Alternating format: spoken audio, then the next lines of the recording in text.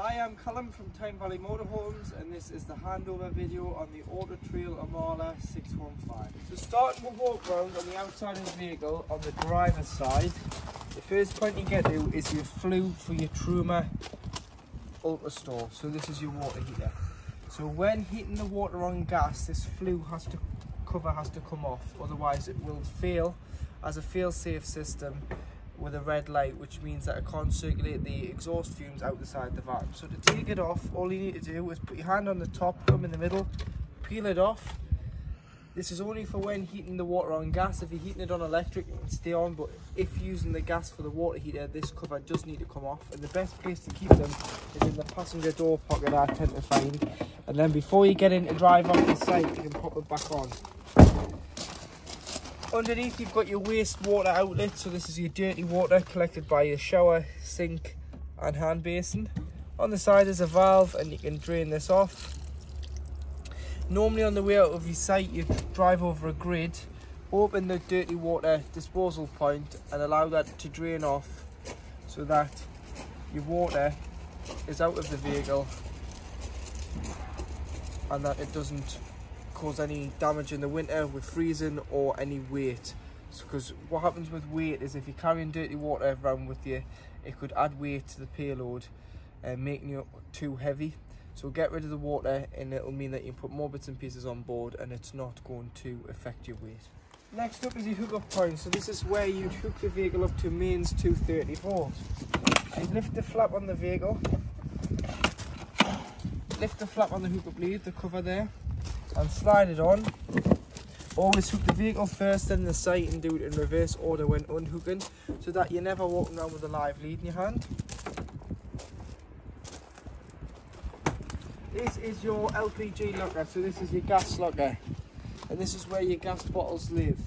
So I'm going to put a gas bottle on now, and I'm going to show you how to put the gas bottle onto the vehicle and talk you through it. So this is my test bottle here, which I'm going to show you how your gas bottle connects to the vehicle and also how your gas appliances work. So you can fit two 6 kilogram propane bottles on board this vehicle. And it's best that you use propane rather than butane, because propane has a lot higher of a freezing point, whereas butane is mainly known as summer gas, and you'd have to change your pigtail. So what you want to do is put the bottle on, you want to strap it in, just so that it's safe for when you start traveling. It's nice and safe and secure. And then this pipe here is known as the pigtail. So this is the fitting that goes onto the top of the bottle here. So it's left to tighten, right to loosen, so opposite ways with it being gas, and you want to just hand tighten it on first. And once it's hand tight, you'll know, because you'll not be able to tighten it anymore. And then you want to carry a gas spanner or an adjustable wrench. This is my gas spanner, and all you do is put this on, nip it up. Once it's nipped up, you can then turn the top of the bottle on. Turn the top of the bottle on, press the green button, which is a crash valve and allows the gas from the bottle through the pigtail, and that will be your gas on. If you're still having problems with your gas not coming through, there's a green button here on the bottom of the regulator, which is a crash sensor. So to reset this, you press and hold the green button in for 10 seconds, and that will allow the gas to then go through into the gas lines of the vehicle. But that is just motion sensitive, so that's designed if you were to be in an impact that would cut the gas supply off. But always make sure before you travel, once you've unhooked the vehicle, you turn your gas supply off. If one bottle did become empty and you had two in there, you can just disconnect your pigtail and connect it to your other bottle, your reserve bottle, and go and change the empty bottle for another full. Cover your cassettes. So when the cassette's full, it'll indicate on the toilet that the cassette is full, and on your site there's normally a disposal point beside your toilet block. You pull it out, got a handle there so you can wheel it instead of carrying it if it's a bit too heavy. And the empty, it's as easy as removing the grey cap on the end of the cassette, popping that to one side for a moment, pouring the contents of the cassette out. But as you pour, press the orange button here.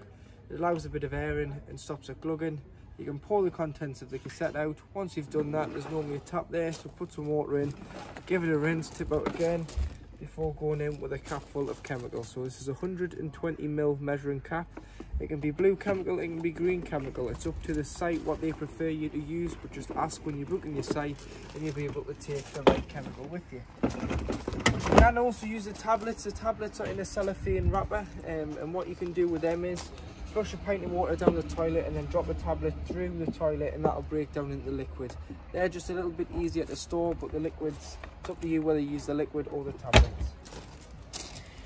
To drain off your fresh water, so if you're parking it up for the winter, you want to ensure that all the water is drained out of the vehicle, so fresh and waste, or if you've taken a source of contaminated water, you can just open this tap and this is just fresh water and it will allow it out of the vehicle. It's very important that you drain it off in the winter so that this doesn't freeze and cause any damage to the tank or the pipework of the motorhome. Come around the back of the vehicle, you've got your high level brake light and your bullet style reversing camera. This particular motorhome does have a full bike rack on the back.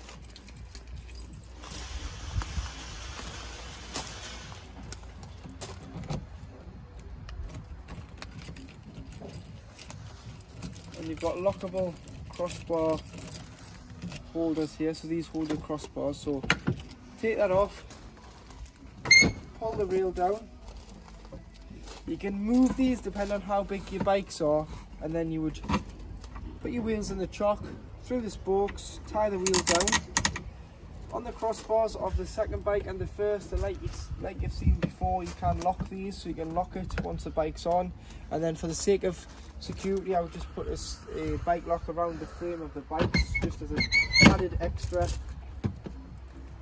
And that is your bike rack. You can fit two. Just make sure that you have one bike one way and the other bike the other way, just so that you don't get the handlebars caught, because otherwise it won't go on. So just have them opposite ways on the bike rack. This is where you fill your fresh water. So your fresh water fill up, it's a lockable cap. So this is a lockable flap with this little key. Get a hose pipe, carry yourself a hose pipe with some hose pipe fittings on the vehicle. When you get your side connected, because it's mainly just a brass tap, so you'll need the screw on end and the hose lock, and put the flat end between the two lugs here and fill it until it overflows, or until you've got enough water on board, which you can see on the main control panel. If you plan on doing a bit of outdoor cooking, you've got a external gas point that uses the bottle that's on board the vehicle instead of carrying a separate bottle for your outdoor cooking. So there's a fitting here which is cable tied on. This has never been used before. You'd need to cut that off. The short end here would go into here, and the ribbed end would be the end you connect your hose to. So get yourself a couple of lengths of, or a length or so of gas rubber hose, which is normally orange. Connect that to there with a Jubilee clip. Connect the other end to the Jubilee clip to the Caddock or external barbecue and pop that in there. Once you've popped that in there, you can then turn the red gas isolation tap to allow the flow of gas to come to this point into the Caddock. Making sure you turn it off before, and then you just, there's a little collar on here, you just push that up and that will allow the fitting out so you can pack everything away. Security handle. So this is an added extra by the customer. Security handle works with the little key, so you can lock that. That's great for if you're storing the van, because you can store it over like so. But when you're traveling, never have it like this. Always have it pinned back, because if you can't get out the car, this is the door you need to get out in an accident. So don't limit your chances by putting that over the door. Only when storing and leaving the van unattended on the site you can lock that. And obviously you can use it as an aid to get in and out of the vehicle. Domestic warning, fridge vents, warning light. Storage is in here. You've also got in this compartment your leisure battery. So this is where the leisure battery is on board the vehicle. So you've got a leisure battery with a main battery fuse, which is a 20 amp fuse. If you lift the flap up, you've got a banger battery, which is a 100 amp hour leisure battery. If you're planning on putting this additional battery on, so if you plan on doing a little bit more while camping, it's always good to go with two batteries. But just depends how you use the vehicle. If you are planning on putting another battery on, you need to put another 100 amp hour battery on, because if you put an 80 amp hour battery on with 100 amp already on, that 100 amp banger battery will only work as good as the 80 amp that you've additionally put on. So put like for like on if you are thinking about putting an additional battery on board.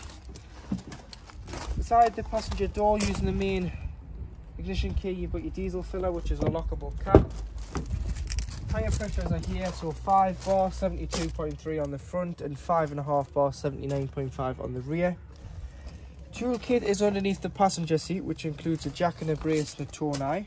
This does come off, this slides out to get that, and that can be lifted outside. Underneath the cab mat and the cab compartment of the floor is where your engine battery lives. So you can, if you ever need to put a charger on there, you can, or if you ever want to replenish that battery in years to come when the engine battery is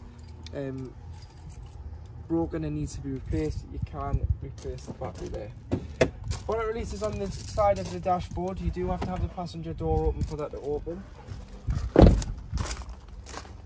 And then under here you've got all your fluids. So you've got all your fluids to the left, which is underneath the driver's compartment. Screen wash, which is the main one you're going to need. Then you can lift these 3 tabs off, lift this part of the scuttle off, and you've got your power steering fluid and your coolant.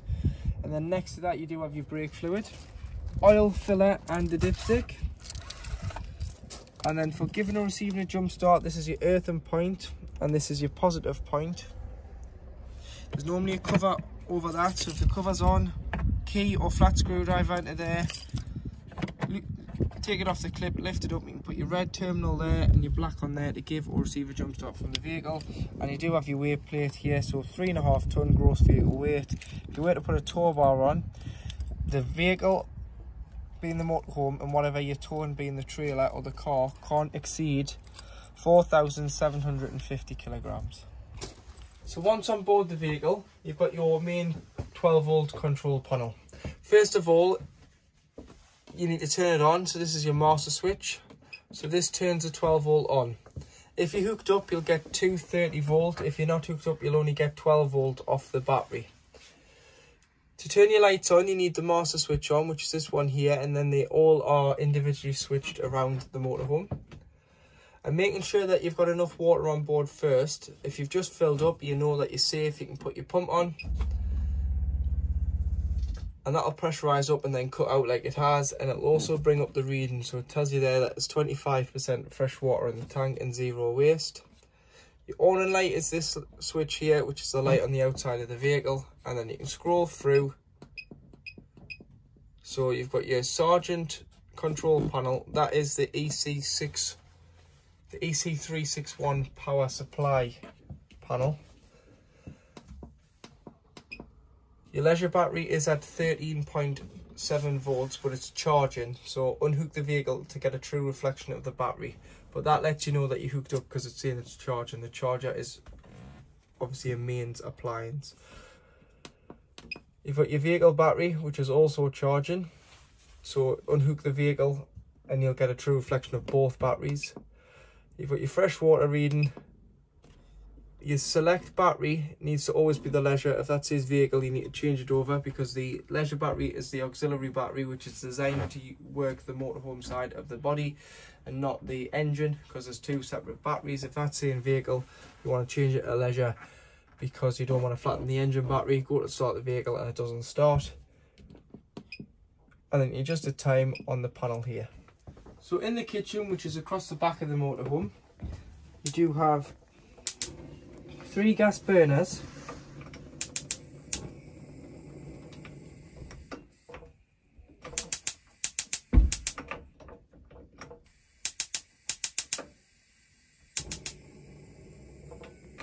So this will happen if you've just connected the cylinder, because the gas has went off and then come back on, and you need to prime it through the system. So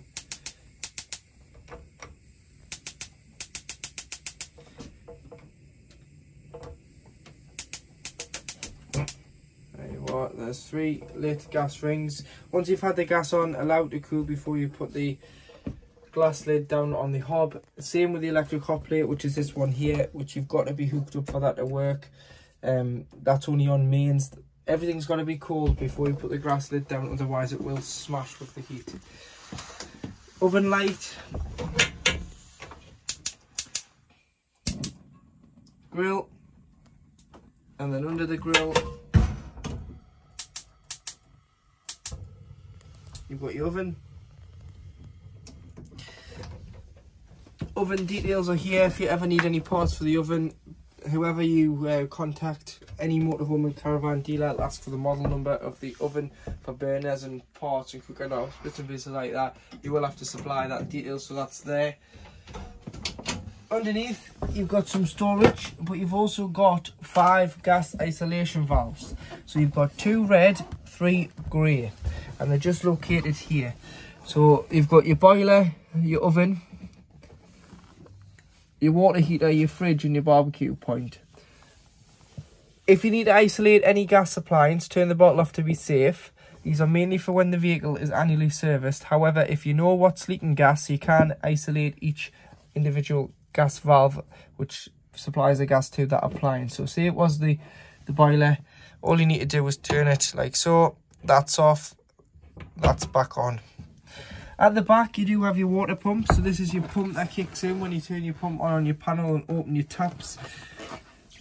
It's very important that in the winter there's a little filter on it, which is just here, that you take this plastic cover off and take the filter out.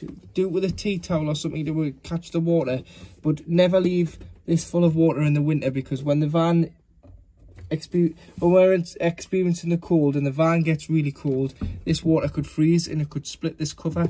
You go to put the water in the following year and you'll have a leak. So for the sake of it, just unscrew the cap, lift the filter out and put it in your cutlery drawer, and then before you use it, just pop it back on. And you've got 2 plugs here, one for the electric hot plate and one for your fold up electrical sockets on the bench. So your fold up electrical sockets are these here. So 3 sockets there, you can turn them on and off, press this button and they'll retract. 2 catches in the centre of the cupboard doors, lift that up and you do have some storage, so plates, cups, bowls, kitchen light, which is just here, and you've got spotlights in the top there. Making sure the pump's on, you get a pressurised flow of water. And that is your hot water coming through there, and your water system, your pump's working as it should, as the water's pressurised. So that's really warm there, so your hot water system is working. Cutlery drawer. Always make sure they're locked before you travel. Storage. Step switch, which operates your step, so you can retract it and bring it back out, but that will automatically retract when the engine's started. The engine does have to be turned off before you can pop that back out. And to lock this door, you just press this chrome catch in here and lock it, and that's how you can lock the door manually. So to operate your Dometic fridge, your Dometic fridge works off 3 sources: mains 230 volt, 12 volt battery. When the engine's running, it gets a feed off the engine alternator, not the leisure battery, and gas if you're wild camping. So if you're lucky enough to keep this at home, what I would do is, a few days before I was going on my trip away and I had something planned, I would hook the vehicle up. Hooking it up allows the leisure battery to take charge. You can also turn your fridge on and select mains, which is the one of the plug. Allow this to chill. The day before, put the shopping in, so go off in the car and load the fridge full of shopping. Allow that to chill overnight and get down to temperature, and then when you're ready to drive, turn it on to the battery. So when you turn it on the battery, you'll get this beeping, which is normal because it's getting no feed from the engine because the engine is turned off. Because I've got the keys here, we're not running. As soon as I start the engine, it'll get a feed. So if I turn the engine on, what will happen is, this will get a feed, this will start beeping, and you'll be able to travel with it in this mode. As soon as you arrive back on your site, you either go back to mains, or if you're going wild camping, you select gas. And you select the gas there, it'll self-ignite. You'll hear it tick, tick, tick in the background until it stops, and you'll hear it ignite. You can then adjust the temperature, so when pre-chilling it, have it on full 5 bars. when you put your shopping in, you may just want to turn it down to 3 or 4, because sometimes 5 can be a bit too harsh and potentially freeze what's in the fridge. When you're not using it, make sure you turn it off. Slide these pins forward on the light. Doors loose allows air to circulate in and out, because if you don't, airtight seal, it will trap the air and it will cause smells in the motorhome because the air is trapped in the fridge. So on this vehicle, it's fitted with a Truma gas fire. So if you plan on doing any wild camping, you can use the gas to heat the vehicle. So it's all through the fire. So to turn this on, you've got the gas valve here, 1 to 5. 5 is equivalent to 30 degrees of thermostat for the internal temperature. So you push it down, turn it, you'll hear it ticking. If you look in here, you'll hear it roar, and you can actually see, if you look at it at a certain angle, that the flame is there, which you can't really see with the camera, but I know that's lit and I can hear it, because when you let go, you hear the flame ignite. So that is how you'd heat the vehicle on gas. You can use the gas and electric together in a combination in the winter to warm the vehicle up very quick. So this process will take 15 minutes or so, and then you turn the gas off and allow the electricity to maintain and continue to heat the vehicle.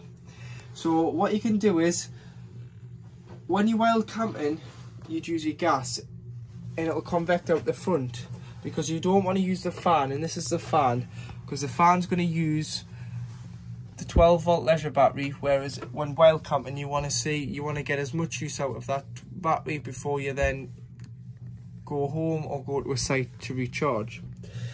So this is a 12-volt fan which you can use on gas and electric. I'm going to show you the electric side of this in a moment, but you can use it either way. When it's in the O position, it's off and it's convecting out the front of the fire. However, be careful if you've got loose clothing on that you don't catch this. So you can have it on A, which is automatic. 1 to 5, it'll blow out these parts of the vehicle, the ducts, front, back, washroom. And what the A stands for is automatic, and that'll detect when the vehicle heats a certain temperature and close off, and then when it drops, it'll kick back in. However, M is manual. You have to then either turn the heating off, turn it down, because it'll just continue to heat that, provide that heat that's been set. So the thermostat won't kick in and say, you've set it to 29 degrees, it's 29 degrees, we're going to stop it. It's not, it's going to continue to heat it until you say, right, that's enough, it's a bit warm in here, we'll turn it off or we'll turn it down. And then you've got the recirculation fan, which just recirculates the heat, so you can turn the heat off and it'll just continue to provide the warm air around the vehicle. But obviously you can turn the fan down for on a night and have it on 5, being the strongest fan speed. This is your Truma Ultra Heat on mains 230 volts. So this is your heating on electric. So if you're on a site or you're at home and you want the heating on, all you need to do is, you've got 1 to 9 being the thermostat. 9 is equivalent to 30 degrees, so you can choose the right room temperature for you. You've got off in the position it's in now is off on the O. Normally you would just turn it up to 2000, which is 2 kilowatts. If you need to use it on a smaller site, you may have to use either 1000 or 500. But on most camping and caravanning sites throughout the UK, you can use 2000. But on smaller sites and airs abroad, you may have to use 1000 or 500, because they are a little bit tighter with the electricity because they don't get such a strong supply. However, if you're tripping the vehicle with it on 2000 and you're running the microwave and a kettle at the same time, you may be overloading the vehicle, so you may just want to either turn this off and use the other equipment, or turn it down to 500, and it might not trip the vehicle. But it's all trial and error, because normally on most sites throughout the UK you get a 16 amp feed, which will allow you to use 2 kilowatts on 2000 for heating the vehicle on electric.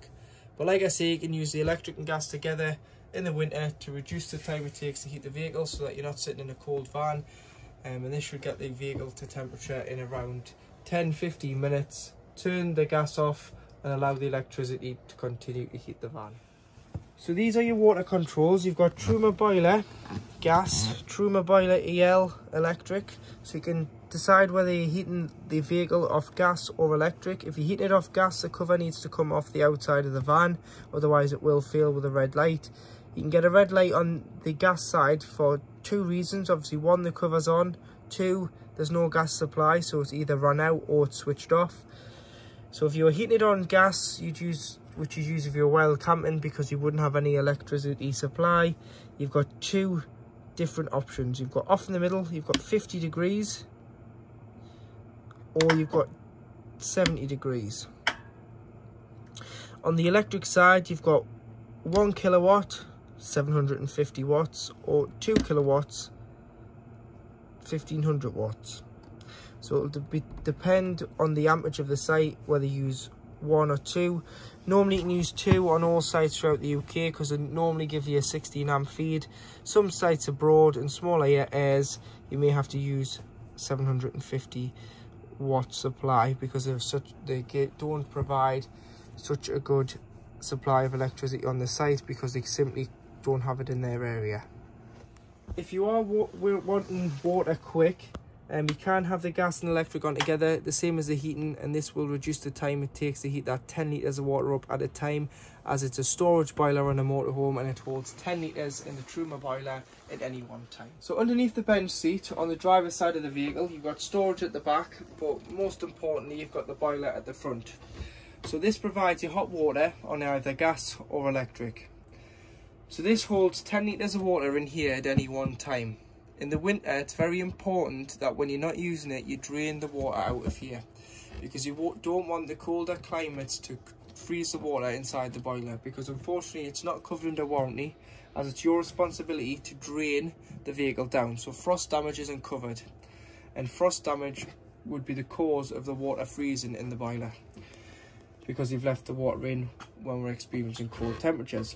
So when you're parking it up and you're not using it over the Christmas, so any time from the back end of October, start of November, to back end of March, start of April, when we're experiencing our winter period, you want to drain this down. So coming beside the boiler, there's a little toggle here. This needs to be lifted up like so, and this will drain out the water underneath the van. Leave this stood up like so when not using it, and when you're ready to reuse it, just flick it back down. Flicking it back down will allow the water to stay in the boiler. Standing it up will allow it to drain out. Once you've stood that up, I would go around the van and open all the taps. So the kitchen tap in the middle position of the mixer, just leave it open. Bathroom tap on the sink, leave that open. Shower tap, I would just unscrew the shower head from the hose. Instead of the hose lying with a kink in it, lie that down in the shower tray so any water in there can siphon off. Open the freshener waste outside. Just make sure the taps are open. They're probably already empty from the last site you've been to, but just allow them to be open, just so that any water in there doesn't freeze. And open the boiler. Turn the pump on for approximately 10 seconds. It will spit any water in any of these pipes out the taps. Then turn it off, because you've got no water on, so you don't want to leave it on any longer than that, because it can damage the motor of the pump. Once you've done that, you can then remove the filter that I talked about underneath the kitchen cooker. So you'd remove that, just so no water freezes that cap and potentially splits it. Then the system is drained down for the season. So all the van is put to bed, it's all drained down safely, there's no water on board. When you come to reuse it, close the freshener waste outside, close all your taps. And before you fill it, you want to flick this tap into this position here so it's closed. Fill the van with water. Once you've filled it with water, you can then start the process, which is known as priming. So you'd come in, put the control panel on, open the kitchen tap on the cold side. The cold side, you'll get a pressurised flow of water because it's coming from the main tank underneath the van. Then if you go to hot, it'll cough and splutter, but what it's doing when it's coughing and spluttering is it's transferring the water out the tank underneath the van into here. So it's pushing 10 litres of water into here,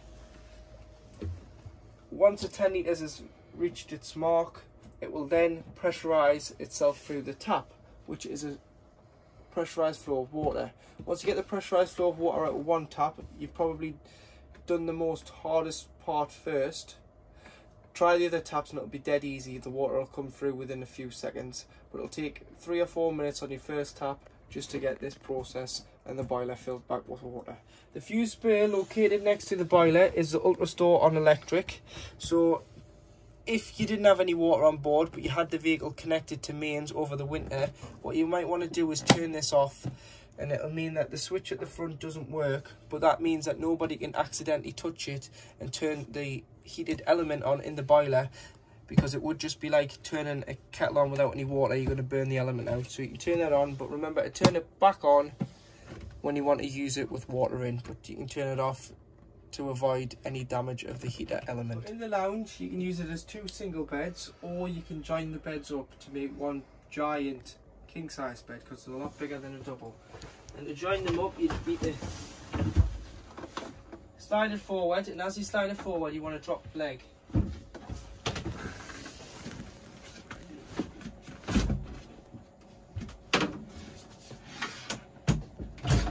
Place this in the middle, and then you've used the backrests into the space.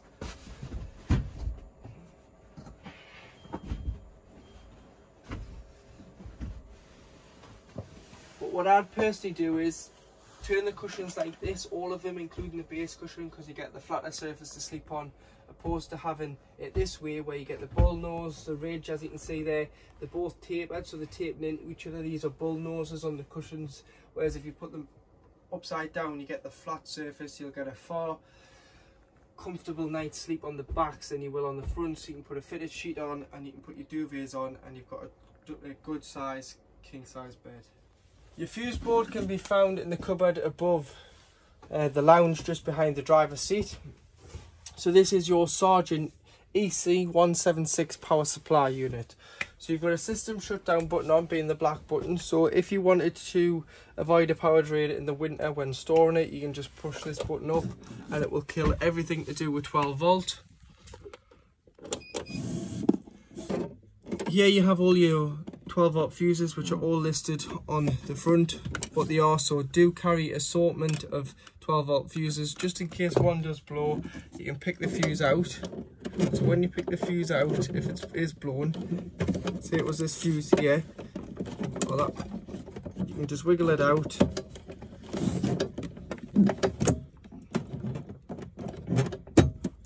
Have a look at the fuse. As you can see there, the fuse is intact. If that was blown in the middle, that would indicate that the fuse is broken and requires to be changed. But you need to just keep some 5, 10, 15 and 20 amp fuses handy, just in case one does blow. Any problems with 12 volt, it's normally to do with the fuse. So check the fuses before anything else. This side you've got your RCD and your MCB. So if you trip the vehicle, try here. If you think you're not receiving power, the best way to even check is if the vehicle's fitted with a microwave. If the microwave illuminates, you've got power. If you plug something in and it's not working, you're not receiving power. But also, if you trip the vehicle, that's got power because it's tripped. If it doesn't trip, you're not receiving power, so it's not the motorhome, it's where you're getting the power from. Solar panel chargers there, and you can select which battery you want on this little toggle here. So you've got a two-way switch, I should say a three-way switch. So you've got, in the position it's in at the moment, it's charging, it's sending the charge when it's not hooked up, because when it's hooked up the solar panel won't work, because mains 230 volt is a lot bigger than a solar panel could ever supply. When it's sitting not hooked up, it will be sending the charge to the vehicle battery. That is off, and that is leisure battery. So when using it, you might want it to be, while camping, you might want it to charge to the leisure battery. However, when it's sitting, you might want it to be the vehicle battery, so it maintains the vehicle battery. But when it's hooked up, obviously it's charging the leisure and the vehicle anyway. So in your washroom, to operate the toilet, if you press your blue button is your flush. And your flush on this motorhome comes from your freshwater tank, so it's clean water. So you press, the fan will kick in. To stop the fan, Press it, it's just an extraction fan, stops it. You press the blue button, you flush.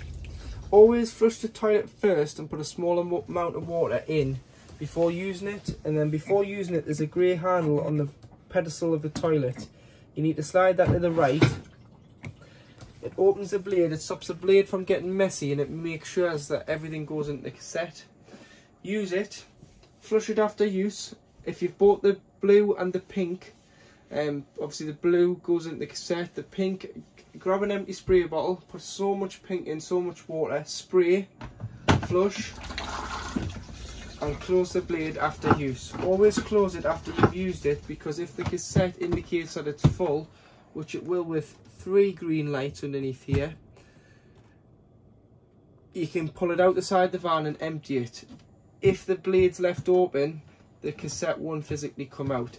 And the 3 green lights indicate the stages that it's full. So it's got 1 on there, so it's got a little bit of water in. It's not full, but it's not empty.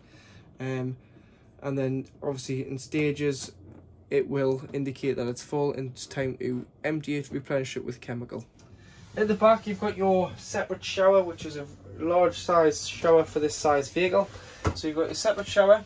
It's all plastic lined, so it's got a plastic shower tray, plastic walls. Just make sure you don't use any harsh bleaches or any harsh chemicals on any of these. Just light microfiber cloth, soap, Dettol spray, nothing with bleaching because you can discolour it. It does tell you there how to care for the shower tray. Make sure the shower screens are tied back when travelling.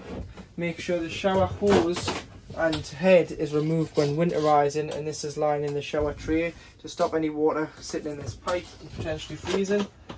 But a handy thing with this shower is you've got a large hanging rail for wet towels or wet coats if you've been caught in the rain. It also doubles up great if you're going on a longer trip. What you can do is put some hangers on here and utilise this as a bigger wardrobe. If you're not planning on using your shower and you're going to use the sites, you can put your clothes in here and hang some other bits and pieces up when going on that longer European trip. So to operate the Avtex drop-down television in the front, so you unhook it here, so it slides in, put a catch on there. If it's still not coming down, there's a pin here at the back which you can pull, and it allows the arm to bring the telly down. Once the telly's down, there's a red light on it. There is a standby button here, so you can turn it off and turn it on. Turn it on, it's on standby there. Goes to blue, which means it's on.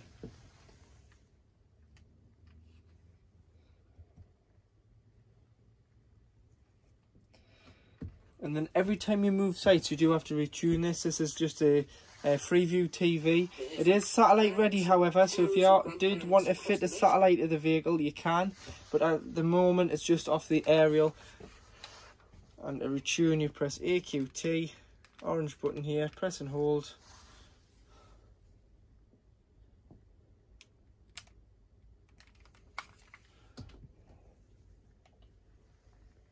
Okay. And you want it to search and find as many channels as it can in your area.